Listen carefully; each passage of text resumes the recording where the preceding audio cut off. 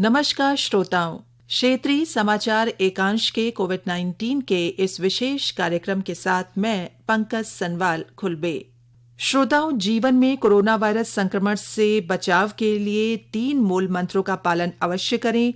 आप जहां भी जाएं मास्क पहनें, सोशल डिस्टेंसिंग का ध्यान रखें और अपने हाथ और मुंह को बार-बार साफ करते रहें।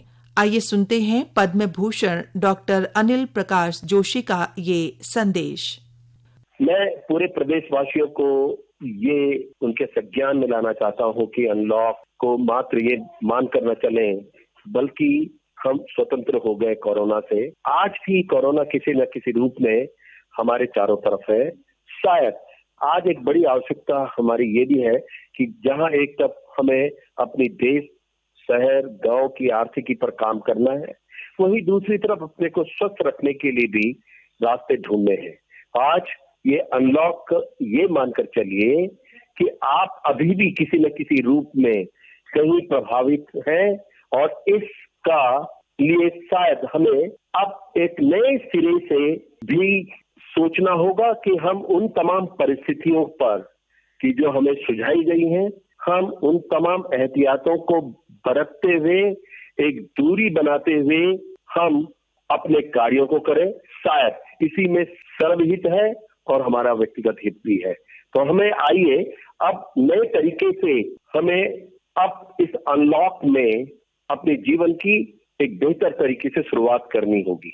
मैं समझता हूं कि इन सब के बाद आज भी आवश्यकता है कि हम मास्क का उपयोग करते चलें, दूरी बना के रखें, हम स्वच्छ रहने के कभी घर में बाहर से जब भी होकर आए तो हम सैनिटाइजर का उपयोग करें या हमारे पास जो भी उपलब्ध है उन तमाम सावधानियों को बरतते हुए हम अपने आगे की शुरुआत करें। श्रोताओं, आइए जानते हैं देश और राज्य में कोरोना वायरस संक्रमण की स्थिति के बारे में। श्रोताओं, देश में कोरोना संक्रमण से मुक्त होने की दर बढ़कर 94% से अधिक हो गई है। पिछले 10 दिन से नए संक्रमित लोगों की तुलना में ठीक होने वाले लोगों की संख्या ज्यादा बनी हुई है। अब तक 91 लाख से ज्यादा लोग कोरोना से मुक्त हो चुके हैं। लगभग 1 महीने से प्रतिदिन संक्रमित लोगों की संख्या 50,000 से कम रही है। उपचार करा रहे मरीजों की संख्या 4.2% से कम बनी हुई है।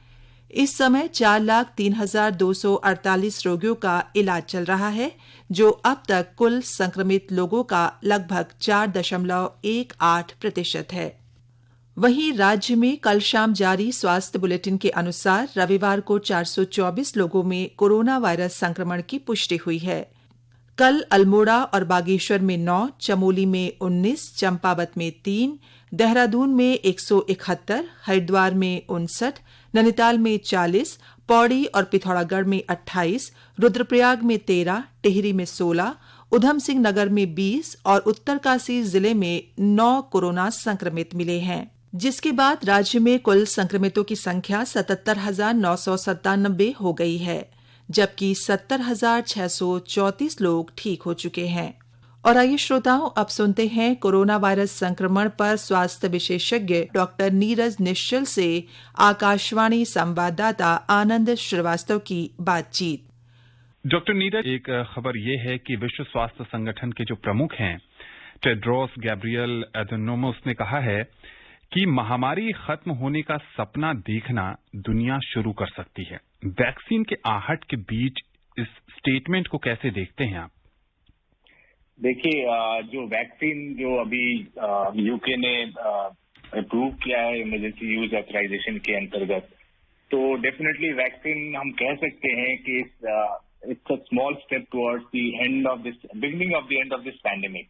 तो ये कह सकते हैं कि अगर हम इस वैक्सीन का प्रॉपर यूज करते हुए और जो ये सोशल वैक्सीनेशन को यूज करते हुए अगर हम संयमित रखें अपने आप को, जो दिशा निर्देश दिए गए हैं कि कैसे अपने आप को सोशल डिस्टेंसिंग के साथ अपने डेली लाइफ को स्टार्ट करना है, मास्क का प्रयोग करना है, बीमार हो तो अपने आप को घर पे आइसोलेट करें, टेस्ट कराएं, इन सब का पालन करते हुए डेफिनेटली हम इस पैंडेमिक के एंड की तरफ एक स्टेप ले चुके हैं और बहुत जल्दी हम इस पे विजय पा सकेंगे।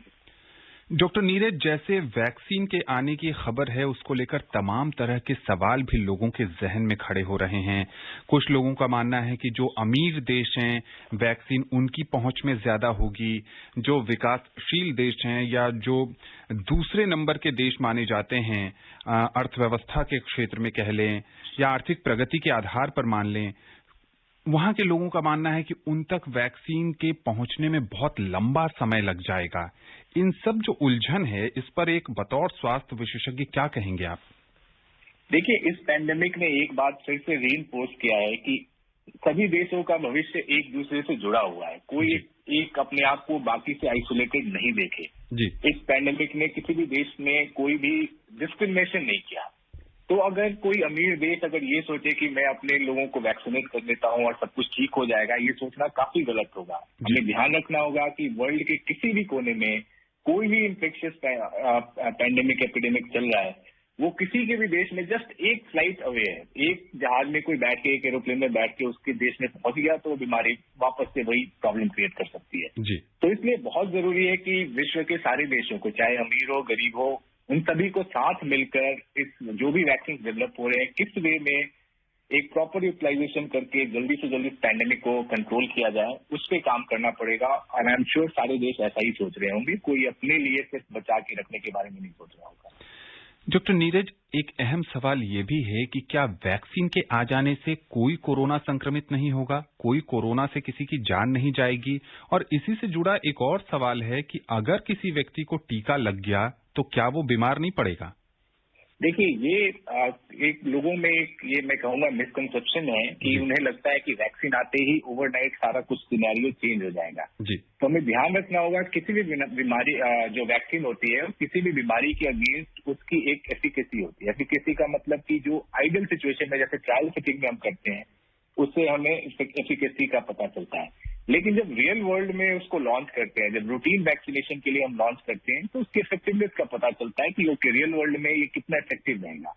ठीक है, जो भी अभी वैक्सीन जो कैंडिडेट वैक्सीन हैं उनकी एफिकेसी काफी ऊपर दिख रही है। 90 के नीचे तो मुझे कुछ खास पता नहीं है कि 90 के नीचे वाला कोई वैक्सीन है। तो इस वे में काफी एफिकेशियस है, लेकिन फील्ड में आने के बाद वो कितना इफेक्टिव रहेगा वो एक देखने की चीज है। तो वैक्सीन लगने से आप बीमारी से बिल्कुल बच जाइएगा ये सोचना बहुत गलत है। इन्फेक्शन आपको तभी भी हो सकता है। वैक्सीन का मेन काम होता है कि अगर आप इन्फेक्ट हो भी जाते हैं तो आपकी बीमारी कॉम्प्लिकेट ना हो, इसमें वो मदद करता है। तो इसलिए बिल्कुल ये वैक्सीन आने का मतलब ये नहीं कि आप इन्फेक्ट नहीं हो सकते हैं, आप इन्फेक्शन नहीं फैला सकते, ऐसा सोचना थोड़ा गलत होगा। इसलिए सारी सावधानी बरतते हुए हमें आगे बढ़ना होगा। जी। डॉक्टर साहब, सोशल मीडिया पर बहुत सारी खबरें जब से नोवेल कोरोना वायरस की शुरुआत हुई है तब से चल रही हैं। उनमें कुछ भ्रामक खबरें भी होती हैं जो हमारे श्रोताओं को परेशान करती हैं और वो जानना चाहते हैं कि इसमें सच क्या है। ऐसी ही खबर है कि अस्थमा के जो मरीज होते हैं कोरोना का खतरा उनमें कम होता है। आप क्या कहेंगे? नहीं, देखिए, ऐसा हमारे पास कोई एविडेंस नहीं है। इनफैक्ट जो भी लोग हैं जिनमें कोई रेस्पिरेटरी प्रॉब्लम है, चाहे अस्थमा हो, सीओपीडी की बीमारी हो, उनका एयरवे ऑलरेडी काफी रिएक्टिव होता है। उसमें अगर कोई इन्फेक्शन होगा जिस बीमारी में एयरवे को और वो रिएक्टिव करता है तो ऐसे लोगों में इनफैक्ट बीमारी के कॉम्प्लिकेट होने के चांसेस ज्यादा होते हैं, न कि वो इस बीमारी से बचे हुए हैं। तो मुझे नहीं लगता कि ऐसा सोचना इनफैक्ट किसी के लिए बहुत जानलेवा सिद्ध हो सकती है। तो जो भी एस्थमेटिक सीओपीडी या कोई भी रेस्पिरेटरी इलनेस वाले पेशेंट्स हैं उन्हें एक्स्ट्रा सावधानी बरतने की जरूरत है। एक और खबर है कि डार्क चॉकलेट और ग्रीन टी में क्या कुछ ऐसा खास होता है जिससे कोरोना संक्रमण ये बढ़ने नहीं देता है? देखिए, अगेन ऐसा to best of my knowledge ऐसा कोई एविडेंस, पब्लिश्ड एविडेंस नहीं है कि ये डार्क चॉकलेट या ग्रीन टी पीने से कोविड नहीं होगा या ये बीमारी आगे नहीं बढ़ेगी। ऐसा कोई एविडेंस नहीं है। ग्रीन टी के अपने फायदे हैं, बट इसके भरोसे आप अपनी लापरवाही न करें, अपना ध्यान रखें, जो भी प्रिकॉशंस हम बता रहे हैं वो लेते रहें। जी। डॉक्टर साहब, अब चूंकि भारत में अनलॉक की प्रक्रिया चल रही है, बहुत सारी चीजें खुल गई हैं, शॉपिंग मॉल भी खुल गए हैं, ऐसे में जब स्टोर्स के अंदर शॉपिंग के लिए लोग जाते हैं वो कितना सुरक्षित है और अगर सुरक्षित नहीं है तो क्या एहतियात बरता जाए? देखिए, ये जो हमारी लड़ाई है एक इनविजिबल एनिमी के विरुद्ध है। तो इसलिए जो सतर्कता ही हमारी जान बचा सकती है। अनलॉक के बाद डेफिनेटली हम अपनी लाइफ एक बंद घर में पूरे समय नहीं बिता सकते हैं। हमें अपनी डेली नेसेसिटी की चीजें लेनी होगी, रूटीन लाइफ हमें स्टार्ट करना पड़ेगा। तो सतर्कता के साथ ही हमें अपनी लाइफ को आगे बढ़ानी पड़ेगी। तो अगर आप स्टोर में जा रहे हैं तो सबसे पहला रूल आप ये फॉलो करें कि अगर आपकी तबीयत खराब है, आपको कोई सिम्टम है, तो डेफिनेटली आप स्टोर में जाने से बचें। जी। अगर आप ठीक है, आप स्टोर जा रहे हैं, तो ये इंश्योर करें कि आप मास्क पहन के जाएं, अपने साथ हैंड सैनिटाइजर कैरी करें। आप जो है कोशिश करें कि सोशल डिस्टेंसिंग जितना फॉलो कर सके, लोगों से फिजिकली डिस्टेंट रह सके, आप रहिए। तो इन सब चीजों के साथ आप अपना नॉर्मल लाइफ स्टार्ट कर सकते हैं। उससे आप बीमार भी नहीं पड़ेंगे और दूसरों को बीमार भी नहीं करेंगे। जी बिल्कुल। एक ऐसा सवाल डॉक्टर साहब जिसका जवाब दुनिया के आप जैसे स्वास्थ्य विशेषज्ञ अभी तलाश रहे हैं और इस पर कई रिसर्च हो रहे हैं। एंटीबॉडीज मानव शरीर में कितने दिनों तक रहती है संक्रमण से ठीक होने के बाद? देखिए, ये जैसा आपने बताया कि ये अभी भी एरिया ऑफ रिसर्च है। अभी कोई भी 100% सर्टेनिटी के साथ नहीं कह सकता कि एंटीबॉडी कितने दिन रहेगा और क्या ये री-इन्फेक्शन को प्रिवेंट करने में कितने दिन तक कारगर साबित होगा। क्या वायरस जो म्यूटेट अगर होता है तो क्या एंटीबॉडी उसको बचा पाएगा। तो ये सारे क्वेश्चंस अभी भी क्लियर नहीं है, लेकिन हमारा मानना है कि एटलीस्ट 6 से 9 महीने तक तो डेफिनेटली एंटीबॉडीज हैं। प्लस जो टी सेल मीडिएटेड इम्यूनिटी है, ये इस वायरस के अगेंस्ट आपको प्रोटेक्ट करने की क्षमता रखता है। बट अभी 100% सर्टेनिटी के साथ कुछ भी कहना मुश्किल है। जी बिल्कुल, इस पर शोध हो रहे हैं और जैसे जैसे समय बीतता जाएगा वैसे वैसे शोध के नतीजे जो हैं वो प्रमाणिक तौर पर सामने आएंगे। डॉक्टर साहब, चलते चलते आप हमारे श्रोताओं को क्या संदेश देना चाहेंगे जब ज्यादातर श्रोताओं का फोकस वैक्सीन की तरफ शिफ्ट हो गया है? तो नहीं, मैं जाते जाते ये कहूंगा कि वैक्सीन जो है राउंड द कॉर्नर है, लेकिन उस वैक्सीन के आने तक हमें संयमित रखना पड़ेगा अपने आप को, अपने ऊपर सेल्फ कंट्रोल रखना पड़ेगा और जो कोविड एप्रोप्रिएट बिहेवियर की बात करते हैं वो हमें करना पड़ेगा। अगर आपने कोई भी सिम्टम है तो डेफिनेटली आप अपने आप को टेस्ट कराएं। जब तक टेस्ट रिजल्ट नहीं आ जाता अपने आप को आइसोलेट करें और जैसे ही पॉजिटिव आते हैं डॉक्टर की सलाह जरूर लें।